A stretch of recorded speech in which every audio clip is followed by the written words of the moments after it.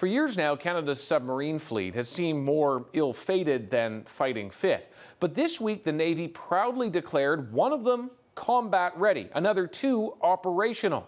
Still, a longtime critic says the subs remain second-hand and second-rate. Eric Rankin with the story. It's a rare look inside Canada's silent service, HMCS Victoria, at sea near its namesake city. Finally fully operational, proudly on display for a few members of the media able to squeeze inside. Keep 17 meters. 17 meters. Raise attack. Raise attack.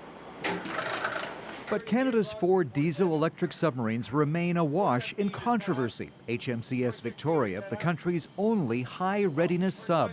Its 3 sister vessels delayed by years of unforeseen refits, repairs, and emergencies.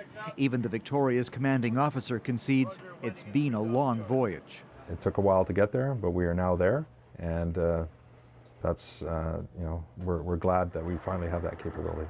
The Victoria class of submarines have been an almost unmitigated disaster since we purchased them in the late 1990s. This longtime critic of the submarine program says it's too little too late. The sub's now 25 years old, long plagued with problems. HMCS Windsor had engine trouble last year.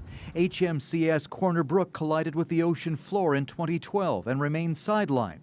And HMCS Chicoutimi had a deadly fire in 2004 as it was being delivered to Canada.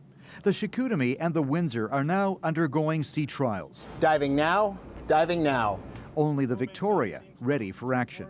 Fire 2 and 3 tube.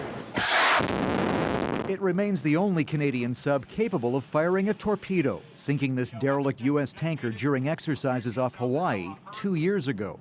The Navy says Canada needs its own subs to defend one of the longest coastlines on Earth and be a world player. Having that capability and that tool for the government to use as one of its tools of diplomacy is very important.